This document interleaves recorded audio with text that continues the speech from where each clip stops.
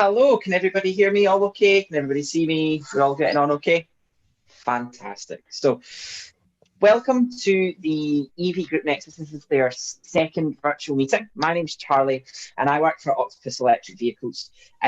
We work very closely with the electric vehicle owners groups because we see them as being an amazing place to learn more, understand more, and really get a knowledge of what it's like to own an EV day in, day out. So, that's why we're here.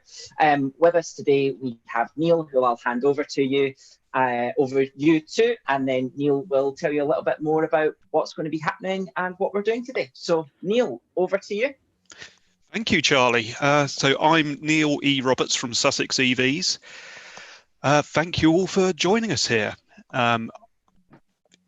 Basically, the idea of this is it's a roundtable conversation with Robert today. We have a list of questions which have been pre-submitted. If you want to submit new questions, you can do that through the YouTube live chat.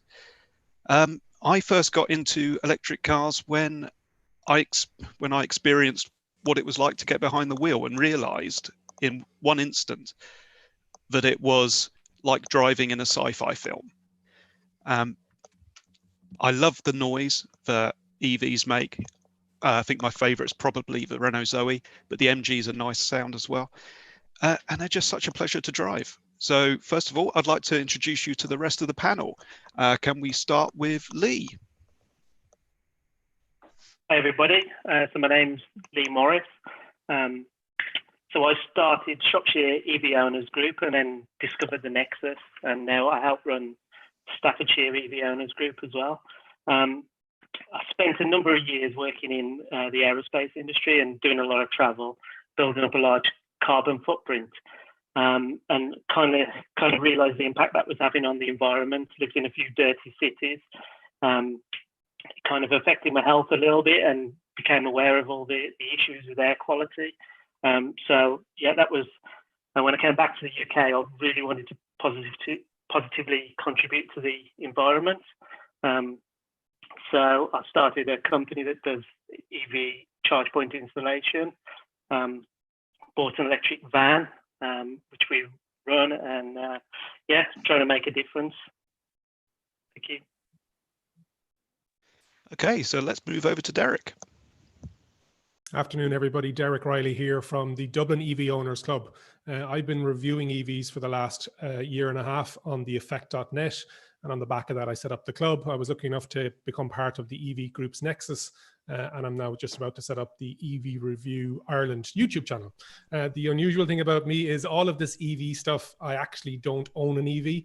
I'm lucky enough to live in an area where public transport gets me in and out to work when we're in the office. So I'm literally just an ambassador. I think they're the future.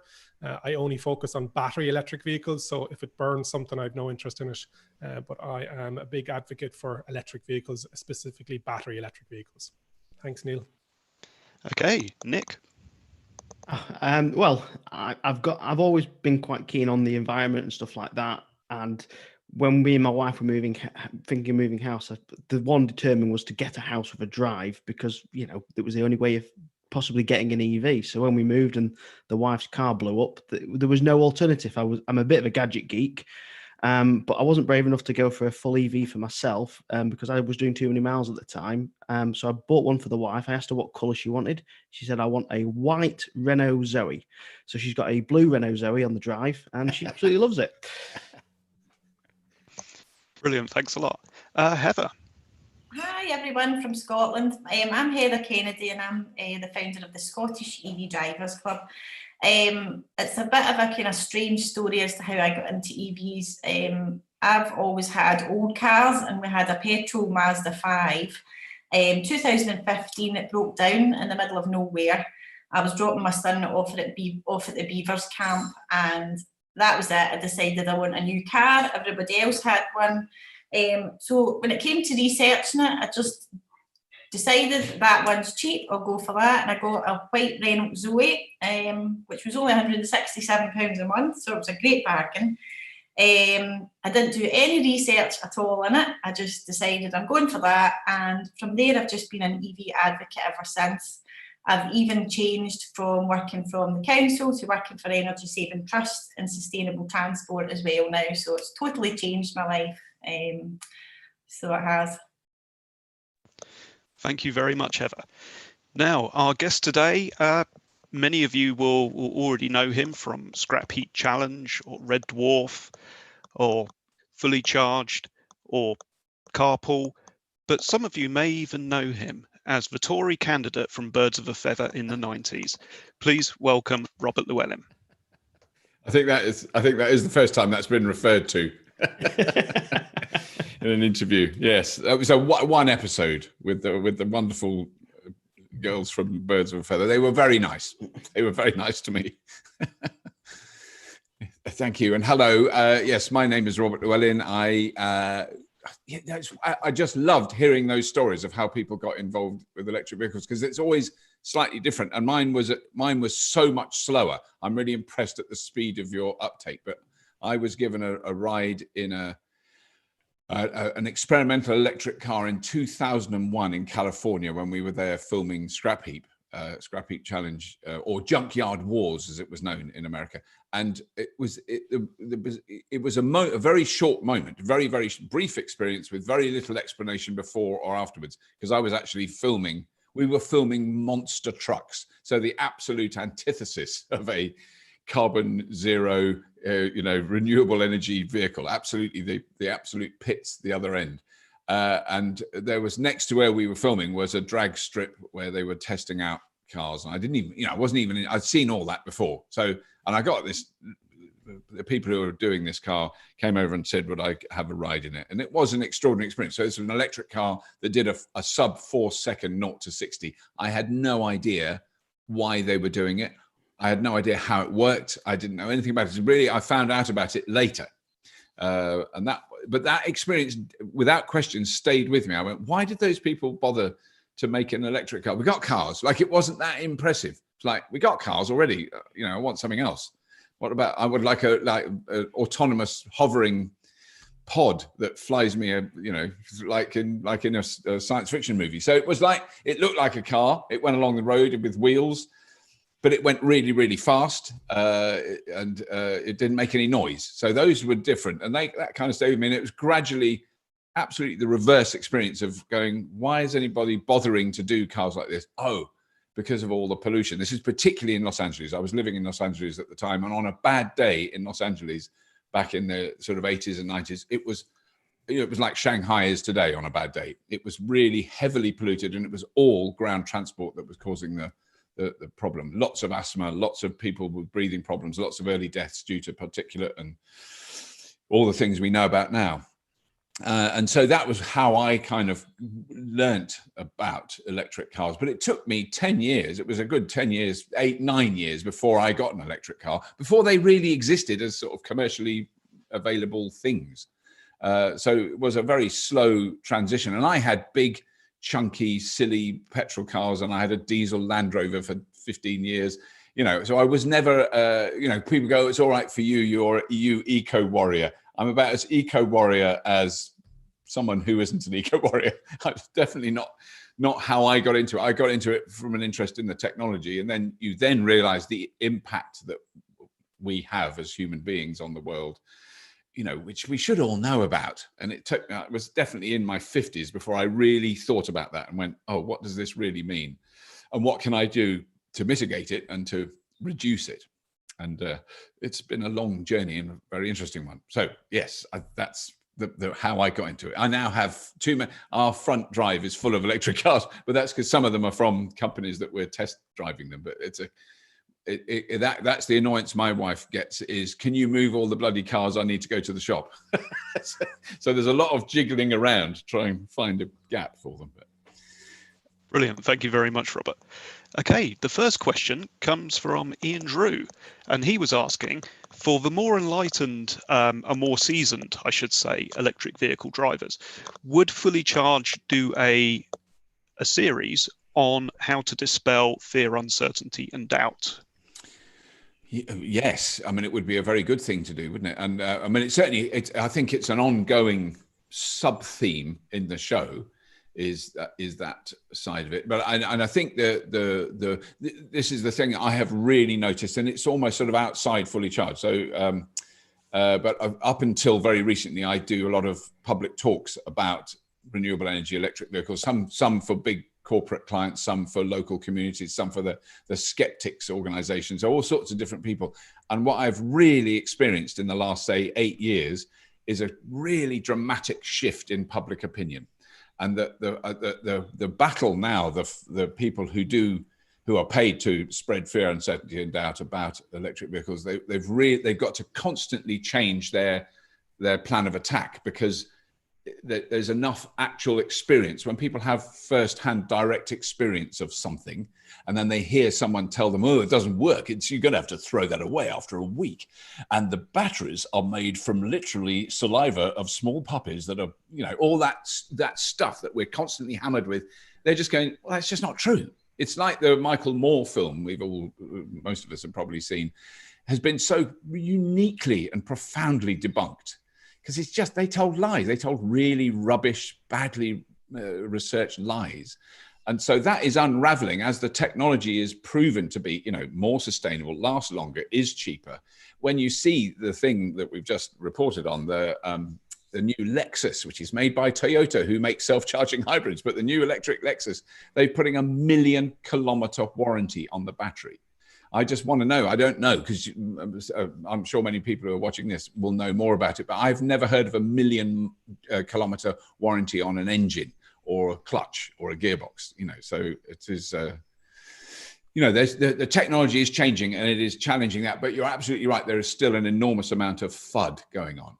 So yes, I don't know how we do need to do the FUDster. We need a superhero character called the FUDster. That would be great. I can think of a few people who'd make an excellent FUDster. Yes, well, I can. We had Ewan last week, Mr. Anti-FUDster himself. I always turn to Ewan if someone throws a thing at me and I go, "Oh my God, maybe they're right." I then check with you and go, "Oh no, they're wrong."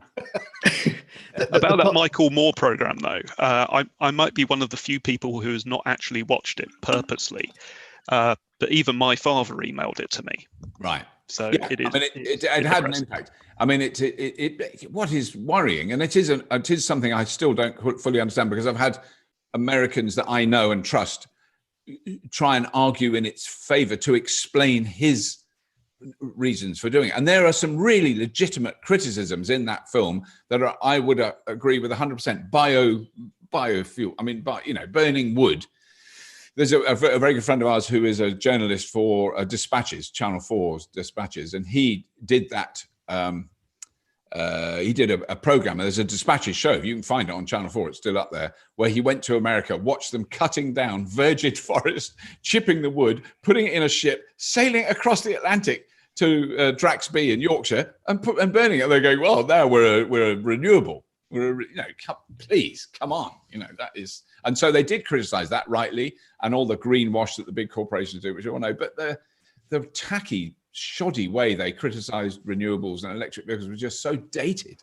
I mean, they used an electric car launch, to show how bad electric cars were. And it wasn't an electric car. It's a plug-in hybrid. It was the Ampera, or the Volt, as they called it. And it was in 2010, which by my reckoning is 10 years ago. And I'm not very good at maths, but even I worked that out. Anyway. Okay, let's move on to the next question with John. With me? Have I got a question? I didn't think I had one. But what I will do is I will introduce myself, because obviously Neil skipped right over me. I'm not offended in any way, shape or form. Oh, John, I am so sorry. For those of you that don't know me, I'm John, otherwise known as Beardy McBeardface on Twitter. I had to retire from work in 2013 due to becoming disabled. And I started sort of deep diving into lots of things, and I was a real fan of the Gadget Show, and I was watching it one evening, and Craig was taking the mickey out of one of his mates that was on, called Robert Llewellyn, about his little show that he runs, and I thought, "Oh, I've never heard of that." Oh, wow. And since then I've been a massive fan, and it's actually Robert's fault that I'm now driving an electric car, but we both love it. I pestered and we had to wait until the lease on my other car ran out. And we've got a BMW i3 now, and we both absolutely love it. I mean, I'd buy another one tomorrow. So anyway, that's me. That's great. John, have you got the question? No, I haven't. So I'll let you do it. I've sent it you, John, in the WhatsApp. Have you? Oh, yeah. I'm really efficient. He's really good. Don't panic, because I have got a job. Here we go. If the Fully Charged podcast, is the Fully Charged podcast coming back? We really miss it. And that's from Mike Harvey via Facebook. Yes, it really is coming back. And I think very soon. In fact, yes, I've just remembered, because I've had all these messages for me to record the introduction. So yes, it's coming back very soon.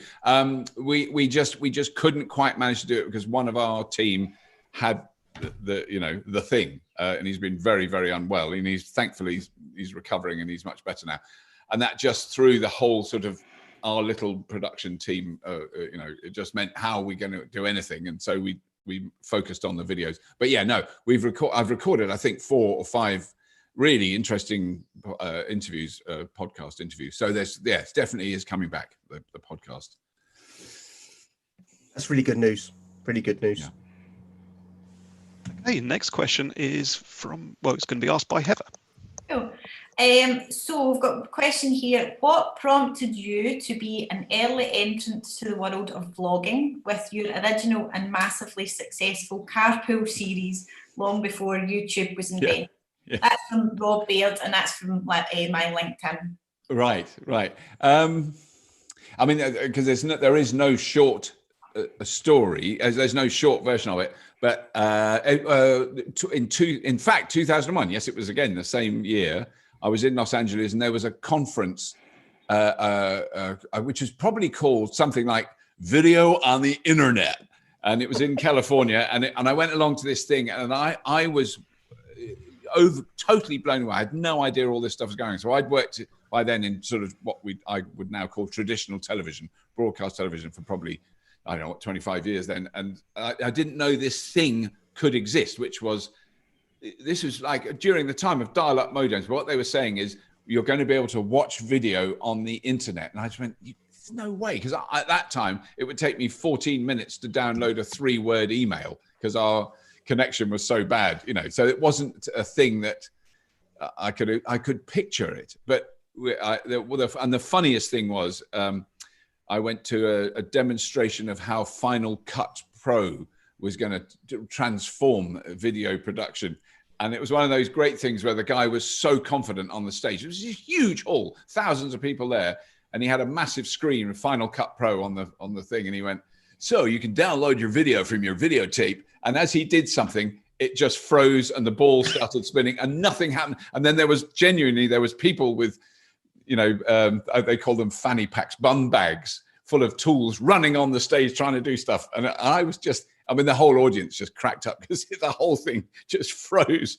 And that was that would be 2000 or 2001 that happened. But what that then, it planted a seed, which was, wouldn't it be good to make like TV shows that you didn't, I'd always been through the commissioning process. The commissioning process to get Scrapheap made was horrendous.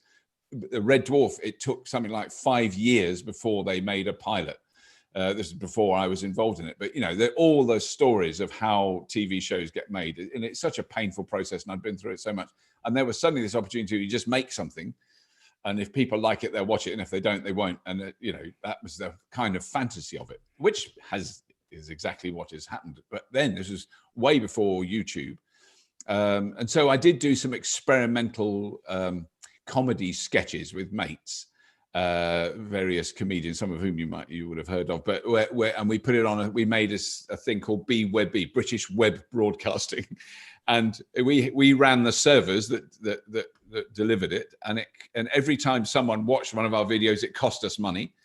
And one or two of them became very popular, which meant it cost us a lot of money, and there was no advertising and no income. It was a business that was doomed to fail on a very big scale. So it's cost us thousands and thousands of pounds to not make any money out of it, to pay. We were paying people to watch our stuff effectively. So that was doomed. And then but that would probably be 3 or 4 years before YouTube. And then it was a combination. So I was trying to make the answer short. I failed miserably. I'm very sorry. one of the critical things was suicide cameras. They were called that on Scrapheap, these very small lipstick cameras with a little wire and a little control box, which was where it recorded it. And they would strap those to the machines, which often would explode or fall over or sink or whatever. And it didn't really matter if we lost one of those cameras. They were fairly cheap. Well, I bought 2 of those cameras secondhand from Scrapheap for very, few hundred quid. And I stuck them in a car. And I did an experiment with my children and my wife. And so there is 2 episodes or 3 episodes of Carpool that I won't ever broadcast because they're our family. And it's the most revealing thing. If you watched the long drive that I did with my wife, she's driving, where I'm doing diaries, you can see the damage, the psychic damage that a long-term relationship does to human beings. Because it's all on their face. Because we forgot the cameras were on. I forgot they were running. I'd set it all up, and she was just annoyed. Why is he doing the bloody cameras? Why is he such a pain in the ass? Why didn't I marry that nice accountant I met when I was 23 or whatever? So that was what.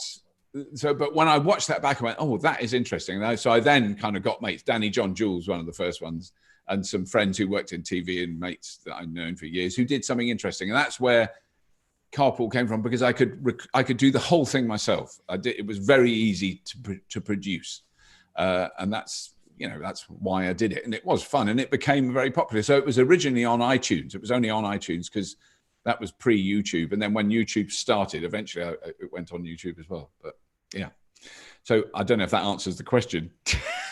Yeah, I think that answers the question.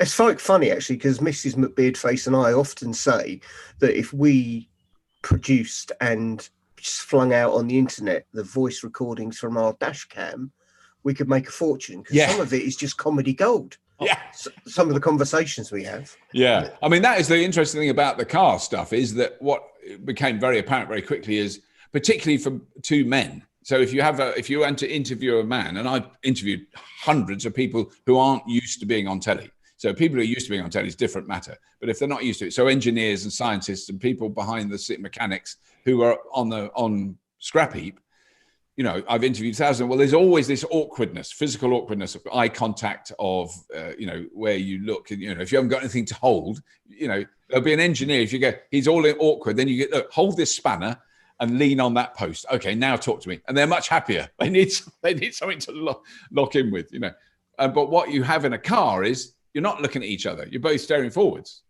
I'm driving. I'm not looking at him. I can't. It would be dangerous. So that removes a sort of layer of awkwardness, and people would open up much quicker. And people I'd never met before. There's quite a few people in that show who I'd never, like Patrick Stewart. Sir Patrick Stewart, when he got in I had never met him. I was properly nervous when I drove to his house, and he was absolutely charming. And when we'd finished, he made me a cup of tea in the kitchen. It was all very normal. But at the beginning, when I drove into his house and he got in the car, and I'm going, oh my God, make it so. Those things were, and a lot of people, I'd never met them before they got in the car. And it was good fun, really good fun, but knackering to do. I think I did 105 episodes altogether. We did some for the Dave channel, and that, in a way, that's another, I just wanted to say this crucial thing, was that really reminded me that I don't want to do, like when people say, why don't you put Fully Charged on real television? There's really, now there's no point, because far fewer people would see it if it was on real television, but also you just lose that editorial control, which is what happened. And I mean, I did Carpool on Dave, the most benign, they're really nice people. They're not like vicious Nazi broadcasters. It's not like I did it for Fox News. I would love to do Carpool on Fox News. That would be really good fun. But anyway, yeah. So that's how it came about. It was. I'm a gadget nerd, as you were saying. That's the same thing. I saw these little cameras, and went, oh, aren't they cool? And you see a little picture, and you get a card. You get a little card, and you put that in. Didn't have tapes. I just wanted to move beyond tape. That was a really important aspect of it. Excellent. The next question is from Nick. Yeah. So, Robert, a lot of people just know you for Fully Charged show and stuff like that, but I know that you do other things in the EV industry, sort of behind the scenes. So, my question to you is, what is your greatest achievement you think you've achieved in this sector? Oh, okay. I'm going to say what I would love it to be, but I'm fairly confident it isn't. So I was asked to speak in front of a parliamentary committee about 2 years ago in the House of Parliament. I'd never been there before. I didn't know. And it was some civil servants had got in touch with me who I'd met, who work in the renewable energy, electric vehicle, decarbonisation arena, because they're all the sort of quangos and groups in government. I can never keep up with them all, but they worked for some of those. I was never sure what they did or what it was called, but BEIS, I don't even know I can't remember what BEIS is. What does BEIS stand for now? It's that business, industry, education, science. No, well, anyway, it's one of those things. And so they sent me in, and it was only when I walked out with the people who'd got me there, I said, who were all those people? Because there was just a nice group of people sitting in a horseshoe asking me questions. He said, they're all MPs, except the guy in the main chair who's Lord so-and-so. Oh my God, I just didn't know. I recognized one of them. I knew he was an MP. There was one I'd seen on the telly, but I didn't know. They were just they were very friendly. But the one point that I did really insist upon, and I really made a fuss about was ease of use, the ease of use of public chargers, of rapid chargers alone, just rapid chargers. I want to be able to drive up to a rapid charger, like I can go into a shop and I want this loaf of bread. And I don't want to be told, well, you need to join our club to buy the bread. I don't want to join your club. I just want the bread. How do I pay for the bread? I'm happy to pay for it. I don't want it free.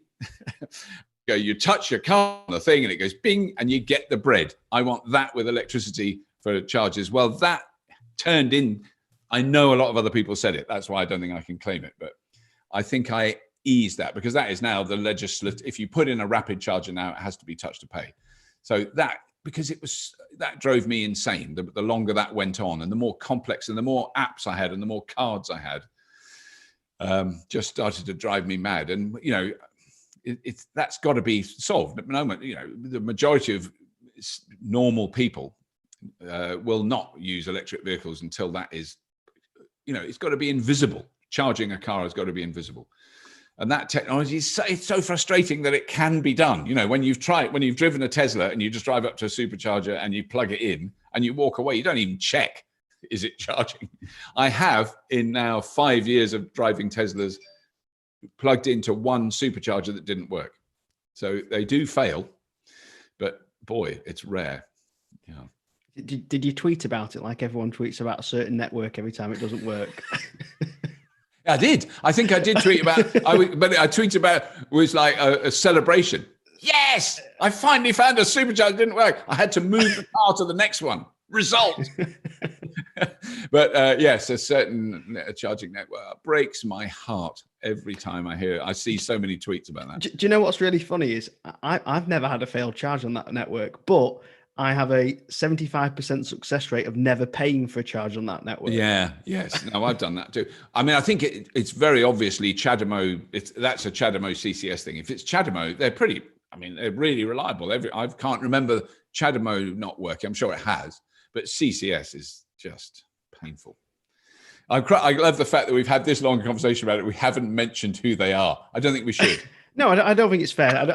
Like I said, I've never had a problem. I've used CCS on them and AC. The only car I've never used on is a CHAdeMO. Right. Right. I can't bring myself to drive a Nissan Leaf. I'm sorry. No. I mean, a CHAdeMO is hard to love. It's very hard to love. I think I see CHAdeMO in the same way as I used to see. Oh, now why do I always forget the name of them? The little cardboard box electric Indian cars that were in London. Qatar? What were they called? The little G-Wiz. G-Wiz. I think G-Wiz and CHAdeMO should just hold hands and walk into retirement. Well, they've brought CHAdeMO 3 out now, which is quicker than CCS. I know. Yes. just They're just clinging on to stay there. I know. Yeah, no, I know. I shouldn't have favorites. Very bad.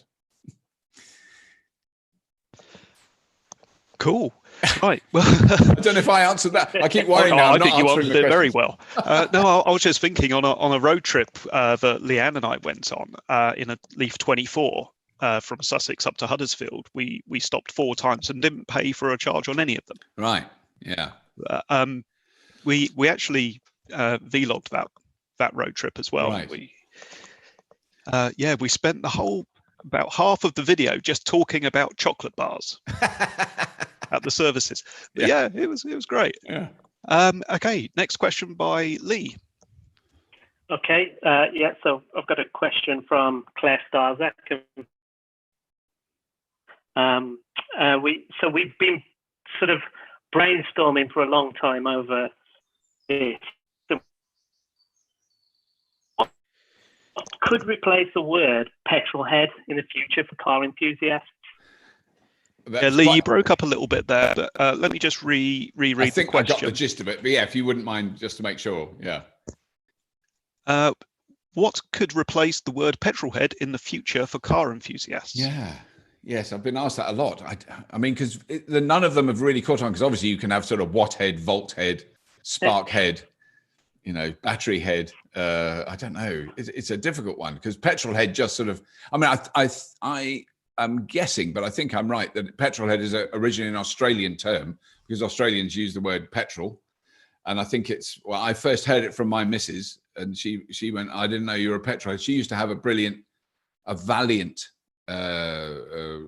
Australian car, which was in Australia. It's a General Motors car. Had a big V8 and a massive clunking 4 on the floor gearbox, and it didn't have reverse. And when I saw that car, I knew I'd fallen in love with the right woman, because she still had it, but she gave it away. She didn't sell it. She gave it away.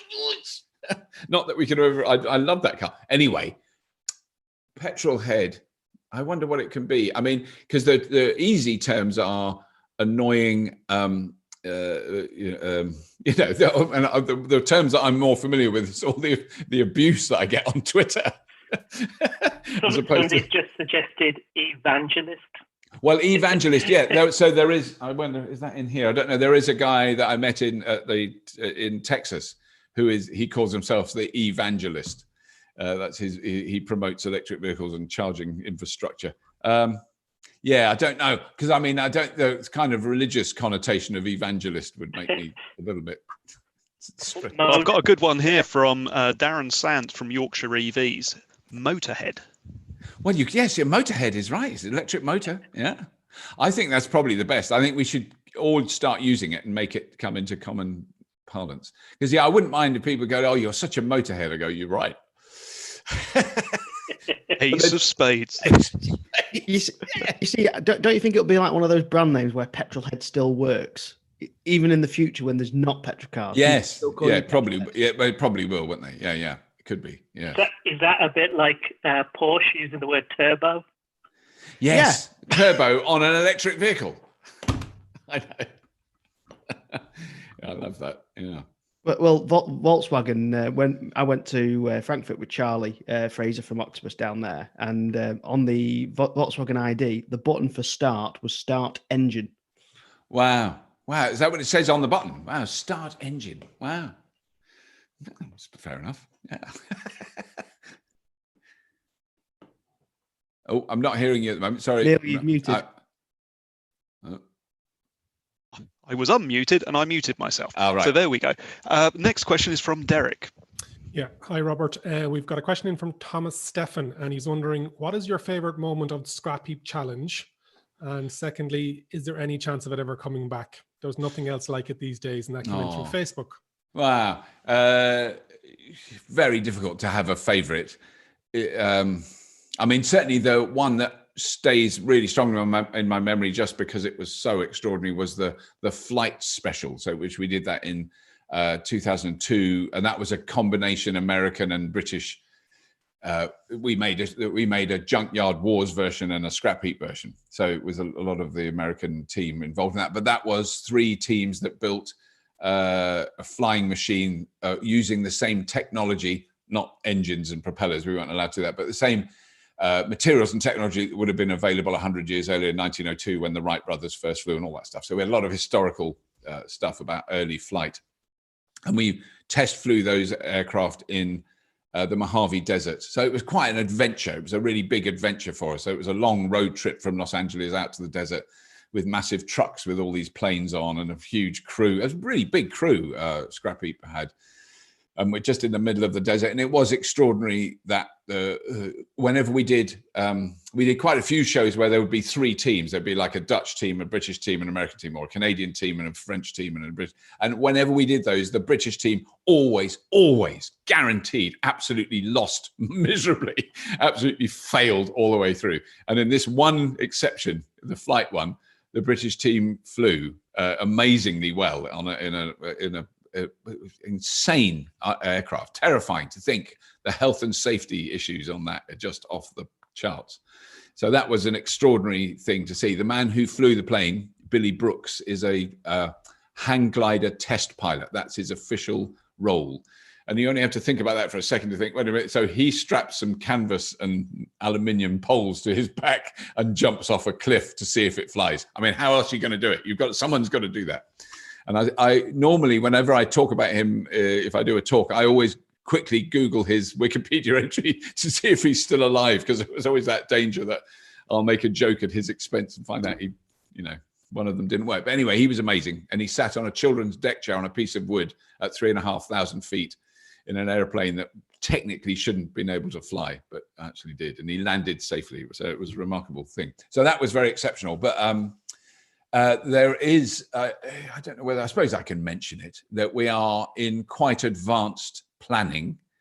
And it's definitely not guaranteed. And it would have been a shame, because we were going to do it this year, to do a Scrapheap based show on fully charged, but with electronics instead of engines. So is the idea is, well, all the companies that are doing refurbing, beautiful old cars, classic cars, whatever, their knowledge is growing rapidly, and their understanding of stripping batteries out of cars and putting them in other things. So the dream is, I think it's probably going to happen next year now, because we had it all planned for this year, and of course it's all gone out the window. But the dream is that we would get two teams to build something that isn't a car out of 3 Nissan Leafs and a Tesla, or whatever it is we can get hold of. That's the and with the view that in the long term, I wouldn't want to be involved on screen, but maybe in the long term that we would do a new series. So it is with the same production company that made Scrapheap. So it's definitely on the cards. It's very, very, that show, whenever they that's why they're interested. Whenever they broadcast Scrapheap on any channel around the world, it does incredibly well still to this day. And we haven't made it for, 12 years, so it was an amazing show to do. And I think it is a really important show in the fact that just the sheer amount of engineers that I've met in the last 10 years who work in the field that we're talking about. So not just cars, but in all manners of electronic. I mean, the head of transmission engineering at JLR watched Scrapheap with his dad when he was a kid, and that's so there's an enormous amount of engineers that got into engineering because of that show and tried things out. So anyway, yeah. Oh, you've muted again. I'm not very good at this. Okay. I love those TV programs where they get an old classic car and then do it up. My wife suggested Upcycle Challenge. Yes, I think so. And I mean, I think that's a really important, the notion of the circular economy is someone I'm desperately trying to get to do a podcast with. I have interviewed her on her boat and now I can normally remember her name. You have to forgive an old man. She sailed around the world on her own when she was very young. She's now a dame. I think John knows. John, you've muted your mic. I think you've muted your mic, yeah. No, on Zoom, you've muted it. Damn, the one person who knows. Oh, there we go, John. Now I can't hear him now. There we go. Dame Ellen MacArthur. Ellen MacArthur, thank you. Yeah, I've met her a couple of times when I was boating. So. Right, isn't she extraordinary woman? So she sailed me on. I did a TV interview with her on her yacht that she'd sailed around the world on, which was terrifying but great and very funny, cruel, a cruel a director who enjoyed filming it. So she said, can you wind up the sail? You know, you have to wind a handle and it pulls the sail up, the main sail. I don't know anything about boats, but the big triangular one. Yeah. So I'm winding this thing. It's easy as pie. It's nothing. There's no strain at all because all you're lifting is the top corner of this triangle. It's no weight to it. And you keep going and then it gets heavier and heavier and heavier as you're pulling more and more sail as it gets bigger. And it got incredibly heavy and I was knackered and they were laughing and filming this. Then she just goes, I'll do it. Just like physically pushes me out of the way. And her arms spin so fast as she's winding this thing that I could barely move. And she's not a big woman. She's quite small, isn't she? But yeah, she's tiny. It was like a machine. Honestly, I swear to you, it was like you'd used a powerful, as it went, the sail just went whoop. And suddenly, I'd never been on a big yacht before. I didn't know what happened. It caught the wind and the whole thing feels like it tips quite violently. One question, obviously, to please a very old man. If you bring back Scrapheap, will Lisa be coming back? Oh, lovely Lisa. Yeah, I don't know at all. I mean, this is way in advance of anything. It would be great. I think she would love to do it. We've been talking recently, so she's wonderful. Yeah, it would be very funny. She's very, I mean, the thing is, it would be maintaining decorum because Lisa is, I think, the rudest woman I've ever met. She does come out with the most vile, foul-mouthed filth. She's very, very naughty. And she would rein it in when the cameras are running on proper telly, but I've got a feeling. When I, back in the day when I was, a high-flying salesman, long before I started boating, I used to do some work with what was St Dunstan's now, which is the Blind Ex-Servicemen's charity. Yeah. And there was a guy there called Billy, who was the one that was with Jeremy Clarkson, who drove round the Top Gear track in completely blind. Yeah. Well, I had a really good friend at the charity called Mark, and we taught him to drive a powerboat blind.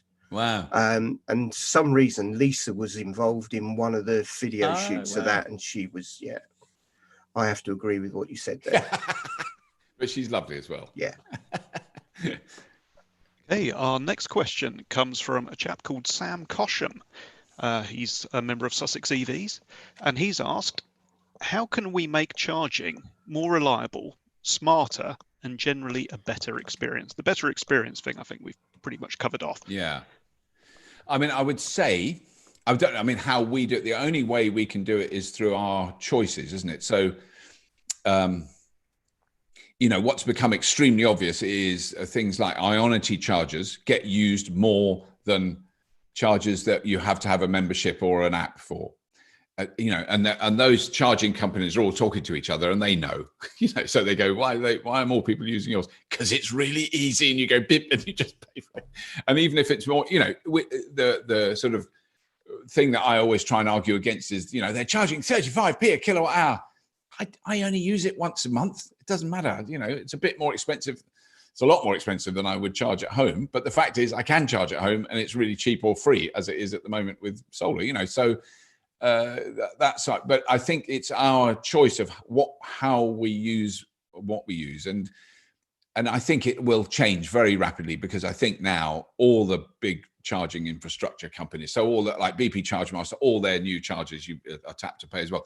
And I think there is a role for a membership scheme or a subscription scheme where a very good example. There's a filling station in West London where they put their first big high-powered chargers, touch to pay. This is BP ChargeMaster at a BP filling station. Well, if you live near there and you didn't have anywhere off the road to park your car, and that's where you charged it all the time, once or twice a week, then it makes total sense to have a subscription because it's much cheaper.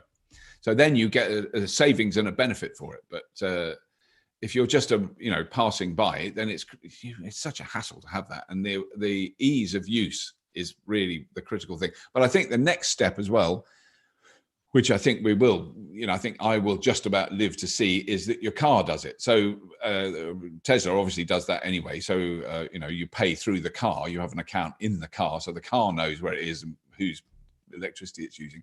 But that Mercedes EQC I drove, if I screwed it up, but eventually it did. I could see it did work. So that is any public charger. They've done a deal. Mercedes have done a deal with all of them in Europe. So you know, if you drive up to a BP Chargemaster or anything and you plug that car in, it just starts charging. You can see the amount on the screen that you're paying for it, but it's got the account, and that's what it's got to be like. We don't want to have to go through all that stuff.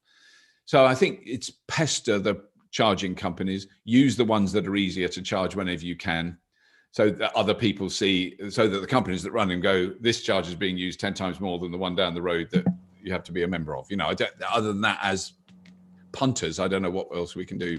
Sulk, make a fuss, and be rude on Twitter. We're all good at that. I must admit, when I'm doing a long road trip, I always try to go to chargers where there's more than one. Yes. So if there's a bank of two, I will always aim for that one, even if it is 10p a kilowatt hour more expensive. Just less to worry about. I think the other thing to remember is GridServe, who have broken ground on their first charging hub outside Braintree in Essex. I mean, that is going to be amazing, because I think there's 40 rapid chargers on the site, and facilities, and a cafe, and a loo, and fast internet. I asked them, I said, what's the loo like? He said, you'll love the loo. It's going to be brilliant. That's what I love about the Milton Keynes hub. When I first stopped there, and it was, there's a cafe, there's toilets. Yeah. It's great. And being undercover as well. I mean, that's always the thing, is that you go to, if you like the BP one that I was telling you about in West London, you go under the canopy where if it's raining, you're out of the rain, then drive around the back near the bins where the electric ones are. No canopy. Screw you. You can get wet. You know. So a canopy would be nice.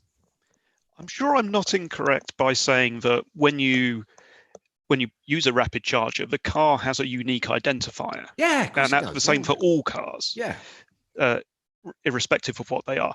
So it wouldn't be terribly difficult, I don't think, to get the charger to do a handshake during the handshake process to identify that car and bill the account that's assigned to it. You're absolutely right, because that is exactly what the Mercedes does now. I mean, that's a very high-end, expensive car. I mean, but you know, that's all it's doing. So that is communicating with the charging network, so that it is possible to do that. That's what all the Ionity networks are going to do with their cars. So Ford, Volkswagen, Mercedes, right? And I believe that those members won't pay the 35p per kilowatt stated price; they get a discounted rate, right? So I think if you buy the new Ford Mach-E, you get a Ford Pass, and that gets you a year's of discounted charging, a bit like Polar do with membership. Yeah. You know, when I go out on a long run, I always plan my route around Engini, because again, I just know that if I go to an Engini, it's tap and go. Yeah. I haven't got to sign into an app or anything like that. So as I call it, I dream of Engini. Yes. I think when it comes to the part of the question about being smarter for the grid, obviously vehicle to grid is going to be the answer to that. And if you've got a CHAdeMO car, then fair play.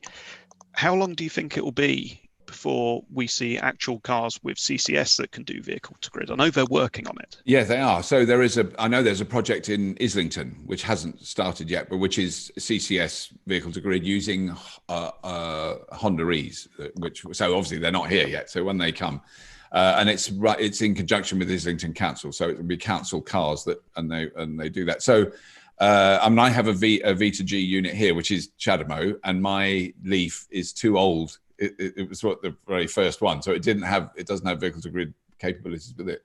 But we have a leased Leaf that we use for the crew. So eventually, I will do a show about what vehicle to grid does. But my house is quite annoying. I'm just shooting an update at the moment about the fact that I had to put 3-phase in. So it affects everything. So everything that was quite simple is now horrifyingly complicated, and metering all the metering stuff is really difficult. So I'm 90% there. It's nearly there. Have you seen Renault are planning to do vehicle to grid, not using CCS? They want to use the existing Type 2 AC. Yeah. Instead of having a massive DC conversion box on your wall, they're going to use the car's DC to AC conversion and just convert it straight back into the house. Yeah, I think that's going to be a lot more. I think that'll be the way to do it, because you don't need high power. That's the thing. You don't need high power with vehicle to grid. You need, in fact, if anything, you need quite low power. 5 to 10 kilowatts would be the maximum you'd need. To use 10 kilowatts in a house, using electronic equipment, tumble dryers, water heater. When I look at my energy use, it's really low until I plug a car in, and then it goes off the scale.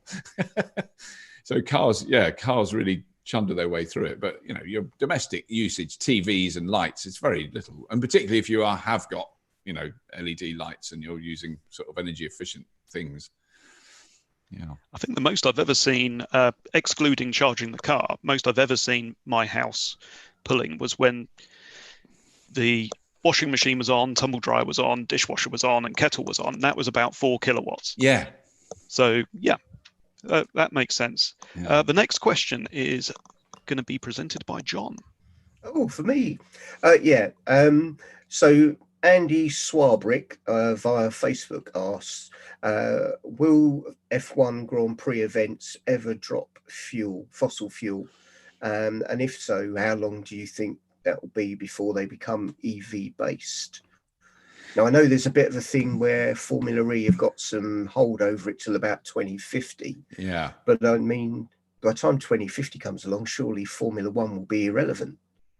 I mean, it's very hard to know. I think it will change in ways we can't even imagine. But in a way, I would love Formula One to remain.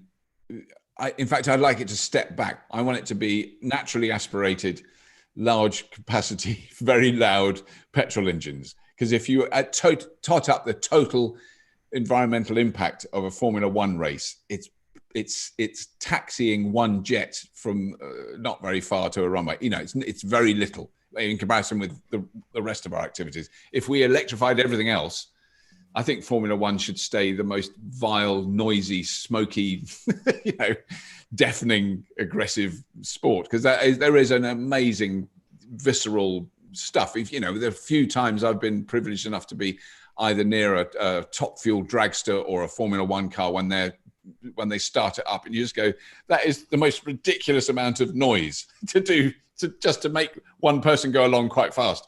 It's just barking mad, and I can't help loving the barking madness of it.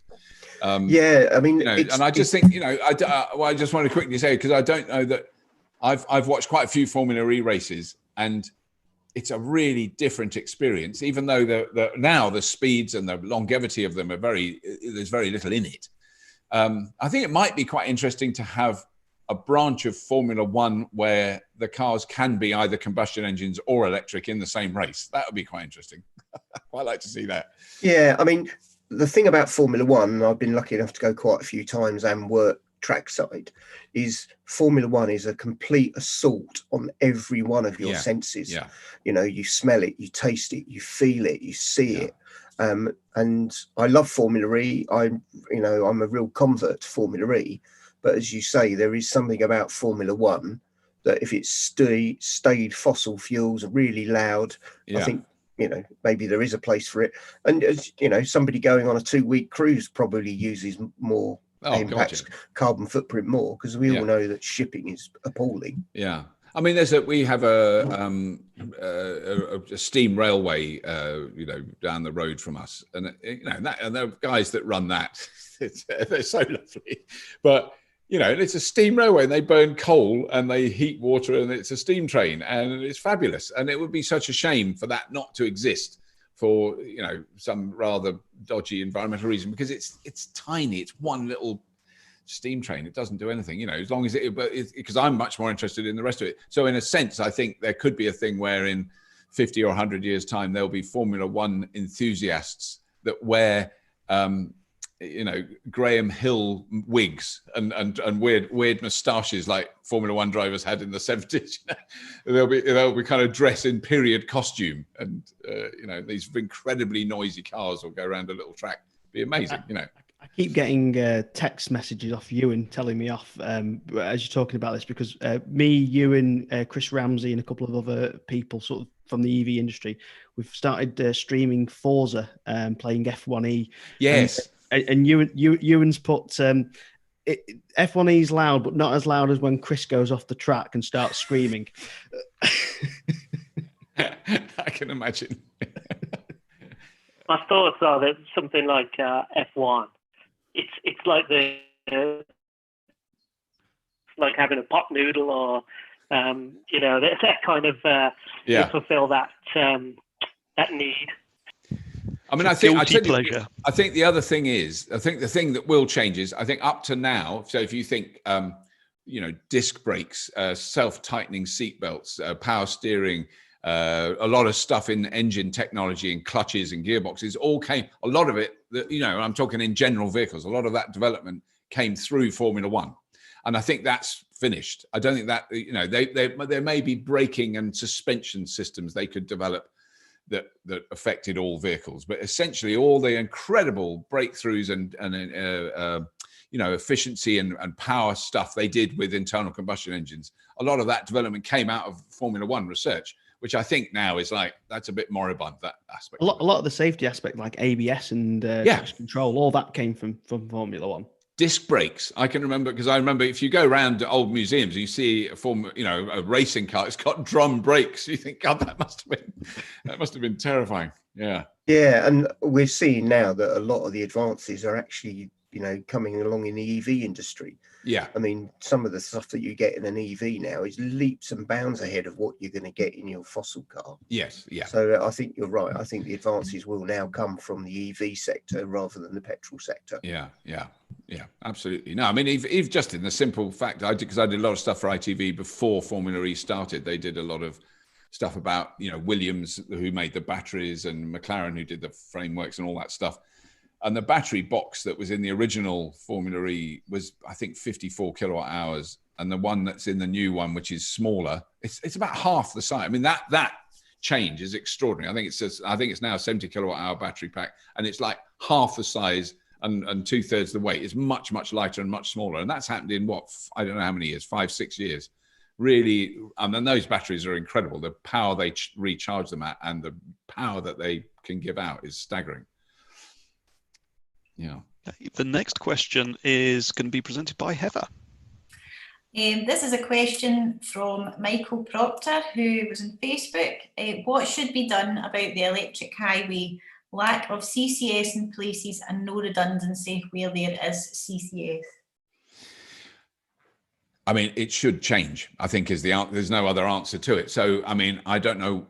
I haven't had any, because I have had a lot of contact historically with Ecotricity and the charging network. And I mean, it was amazing that they did that early build out. They were the first people to put chargers everywhere. They've obviously, the deals they must have got are, I think caused quite a lot of stress in the rest of the charging infrastructure companies, because they got in there first, and they obviously got a very good deal and a very tight deal with those suppliers. But it's just unsustainable. They need to either sell it to someone else, they need to go into partnership with someone else so that the charges are reliable, so that they someone who's got the finance to put more in. The pressure, I think, has got to be enormous now to do that. And I mean, it is a thing where if you're invested in that emotionally, in having that charging network but it doesn't work. So many people have had trouble with it. I mean, I'm one of them. It just isn't. It isn't fair on the whole industry. It has to change. And I mean, I don't know how to do it other than I don't use them. That's how I do it, because it's a pain in the ass. I don't want to use them, and I have a car that has CCS, and I don't want to use it because it probably won't work. I definitely don't want to rely on it. So I avoid it, which is a shame, because it was a brilliant thing they did. And I would love it if they rolled out a whole new batch of chargers that were more, they got the very first rapid chargers and they all went wrong. And then they had to replace loads of the motherboards and the software, and it was, all that stuff. They were the first ones to do it. And it's such a shame. And it's often the case. There's a friend of mine in America who goes, early adopters, we're the guys that went across that went across the Wild West first. We're the guys with all the arrows in us. And then the sensible people followed on later going, oh, look at him, he's got a load of arrows. Anyway, now I'll make some money. So, they were very much the kind of primary movers. And there's, it's a real shame. It is a real shame that it isn't reliable. It's got to change. I mean, the pressure on it will be enormous, and the pressure from other companies to put in, because what you want when you drive into a motorway service is there's 40 rapid chargers on one side of the car park, not 2 or 1. You want 40 of them. They all work. They work. You drive up there, you plug in, you beep, and it pays, or your car talks to it. You don't even do that, and then you go and have a wee, and then and they need to be more powerful. So, and that's what GridServe are doing. That notion with how do you get that power to a remote location when it's going to cost billions to rewire the country. So you have batteries, and that's what they're doing. You have massive batteries. The batteries are charging 24 hours a day. You use the power in those batteries to charge the cars. It's got to be done. Yeah, that is the sensible solution. We have just hit an hour, so this is going to have to be our last question, and it's going to be from Nick. Right, so this question's from Anthony Palmer. I'm looking at this. There's a screen over here, so I'm not. Yeah. What can be done to encourage negative employees to allow workplace charging? So I think what he means is companies where they don't want to install charging. Right. What do you suggest people do? What can be done? Yeah, I wouldn't know. I'm just trying to think what that would be like. So you go up to your boss and you go, "I've got an electric car. Can you put a charger in the car park?" And they go, "No." Oh, they don't. Yeah, they don't work. I've watched Jeremy Clarkson. They're rubbish. You're an idiot to buy one. That's quite hard. I can imagine that would be quite difficult. Because what you need is a way that they can. Well, if they think. It's just a difficult political argument because I don't know enough about. There is grants there for them. So there are grants. Yeah, exactly. It doesn't cost them that much. Yeah, but also if you get a travel allowance from your company, if you get petrol money, I don't know. It depends very much on that sort of thing. I don't know how. What benefiting kind benefits? Benefit in kind. Yeah.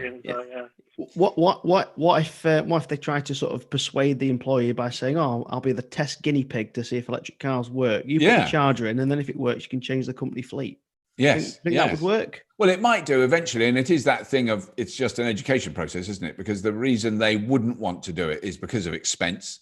So you can say, well, you don't have to pay for it. There's a grant available, so it's very cheap to do it. And well, what about we're paying for all the electricity that you're using? You go, well, it's about this. It's not very much, but anyway, I'll pay for it. You could say that I'll pay for my electricity.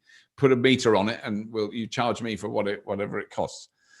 There's got to be ways around it. But I think what will happen is the general increase, and particularly now, I think this is what I think is from talking to a lot of people in the field in the last few weeks, that it's made everyone think, and everyone is aware. Oh, we used to live in cities that really smelt bad, and they smell less bad now. They're already getting worse because people are driving more now. But that I think that's our job is from now to say, do you remember what it was like during the lockdown? You remember when you went out and the air didn't smell terrible? That's because we didn't use diesel and petrol, and it's time we changed. And just to remind people of that, we've had that experience now for a short time. But I don't know what you would do on an individual thing if you got someone that's very negative about it. I mean, if you work for a company that's got a car park, there's plenty of arguments. You can go, well, you've got a car park. You've dedicated land and expense to put a car park in, which is a huge waste of space. So you're encouraging people to drive, and I want to drive an electric car, and it would help me if I could charge it when I was at work, and get on the program, and also to use examples of companies that do it and haven't gone bankrupt overnight because they put chargers in. I think it's important that those companies need to take responsibility that some people who haven't got driveways or haven't got place to charge or not their hubs, their only form of charging might be at work. At work. Yeah. It is. I mean, I guess it is also, I'm just thinking I'm trying to be devil's advocate for the companies, but, because I was at the BMW, the Mini Works in Cowley recently, and they've they're now making electric cars. They've got a rapid charger in their massive car park. One, and and it's a huge car park, and it's a massive industrial complex. I think they have 3-phase power there. You see the amount of, I think they basically, so they have the power there, they have the infrastructure there, they're a car company. Why aren't there 400 chargers in the car park? It's going to take a while for all those companies to come round to the fact that things have changed, and they're not going to change back. Yeah, I think most employees, as in people who are working for the company, I'd be quite happy to pay for parking if I could charge my car there. Oh God, yeah. No, I mean, I think that is the one example I've been harping on about it for a long time, and I'm sure there are other examples. It's just that I've actually used it a few times, which is Westgate Shopping Mall in Oxford, which I would never normally go to somewhere like that. But when I found out what they'd done, so they've put in, I think it's 44 Type 2 sockets on the walls next to all these spaces. They're not painted green. They're not special. There's nothing there. Very often there's a nice car parked in them, but there's usually a gap. And you park there and you plug your car, and it doesn't cost you anything. There's no membership. It just starts charging, and you pay for the parking. So, and I've actually now, there's 2 occasions now we did last year, because we got lots of mates in Oxford. Where I live 42 miles from Oxford. I drove there, plugged in, went to a movie, had a meal with our mates, got back to the car, drove home.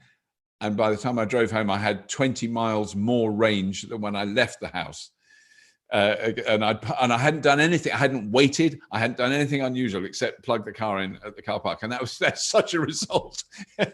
If I'd spent an hour less, I'd have come back with I was there for the requisite amount of time to get that much charge in the car. So to get a 20-mile bonus, which was really good. And I mean, that stuff, it does work, because I have actually been back to that shopping mall and gone shopping there. Okay, only twice. But simply because those chargers are there, it does. And it's amazing how many electric cars are parked in that car park and how many of them are plugged in. It's clearly very popular. Right, I know I said that was going to be the last question, but I do have one other, because if I don't ask this, I'll get in trouble. So Alan from Cyprus has asked, what do you think the future is for contactless charging pads? Ooh, I think it's probably brighter. I mean, there's a lot of stuff that is now being rolled out. So I drove a BMW i3 over a inductive charging pad in 2011, 2012, a long time ago. And I was going, wow, this is amazing. Because it is incredible when you just drive forward slowly and it goes beep, beep, beep, and it's charging and you've done nothing. It's brilliant. And what's happened, it's been a long time since I saw that. We also went to Paris and saw a strip of road that had an induction charging channel on it. And we watched a electric Kangoo van drive over it, and it was getting a 30 or 40 kilowatt charge at 60 miles an hour, which is extraordinary. So it did work. You could see it was working, but then you think you're going to dig up the M1 and put in this strip that's, let's say 20 million pounds a mile. It's a really big, expensive thing, and then the power infrastructure to support it. So I can't quite see that happening. But car parks where we've also seen a VW. That was a few years ago. A VW car park where the pads were under the concrete, so you saw nothing, and you drive. It was an e-Golf. You drive it forward, and it went beep, beep, beep, beep. I love that noise. It goes beep, beep, beep, beep, and the beep beeps get faster as you get closer to the perfect point, and then it goes beep, and you just see it, and it's charging, and that's. So I really hope that stuff comes in. I think it'll be London taxis. There's a lot of work about the London taxis using it. So you could then it makes sense if you had a waiting area where taxis queue up at an airport or a train station, and you have one and you have a strip along there with charging. That makes enormous amounts of sense. So they're moving forward slowly, but the car's charging all the time they're doing it.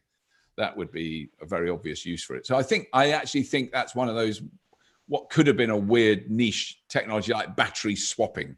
Seemed like everyone goes, oh, battery swapping, that's the 100% solution. Unless we have battery swapping, electric cars are dead. And they're not, there is a wonderful, dead, hollow, broken down, Better Place battery swap station in Denmark. which is next to a massive Tesla supercharger stand where there's like 80 chargers and solar panels. And you go, there's two technologies that we're trying out, and one of them's worked and one of them has. It's always the way, isn't it? But I think induction charging could be.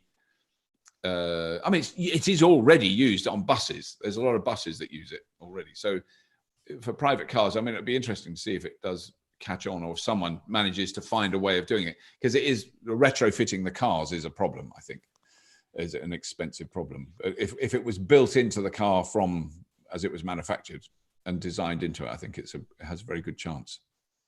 It would also possibly be a solution for terrace streets where people don't have off-street parking. Exactly. Yeah, it's going to be a lot easier than I love the Ubertricity lampposts.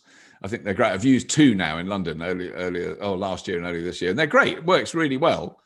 But yeah, it's a bit awkward, and it does. There was one of them where I would always argue that this isn't a trip hazard when you plug a car in the street, but this was a trip hazard. I was very nervous about leaving it there. It was just wrong. It was in the wrong place, and there was a wire that was stretched right across the bloody pavement. It was not good. Yeah.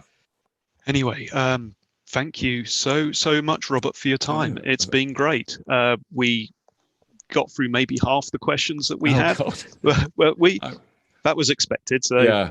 Oh, I'm sorry. I should have done faster. I'm not very good at answering faster. But some of them are complicated. It's difficult to explain things. It was great just being able to hear your views on this, and it was excellent. Thank you very much for coming on. And in our next episode, which is in 2 weeks' time, we have got Beth Lilly, who's the communications director of the ERA Championships. So that'd be really interesting. Join us then. Yeah. Okay. Yes. Thanks a lot. Thank you very much for everybody that was watching. Thank you for joining us. And yes, Robert, thank you very much for giving up some of your time to join us all weirdos here. Yeah. I felt very at home. No, it's lovely to see you all. Thank you very much for having me on. It was really good. Thank you. Thanks, Robert. Thanks, Neil, for setting it up. Until next time, see you soon. Bye. Bye.